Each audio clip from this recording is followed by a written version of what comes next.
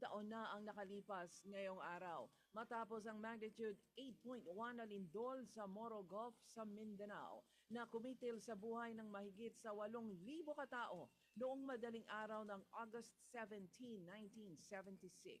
Nasa 10,000 katao naman ang nasugatan at mahigit 100,000 mga bahay ang nasira dahil sa lindol na naramdaman alas 12:11 ng madaling araw.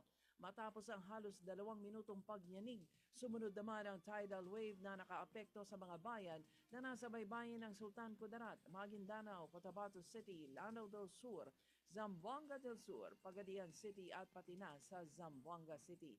Ito ang pinakamatinding lindol na naranasan sa Pilipinas. Bukod sa mga nasawi, maraming tahanan at ari-arian ang nasira, may mga taong missing at itinuturing ng patay. Ito ay kasasayang masakit sa puso at damdamin ng bawat mamamayang direktang naapektuhan.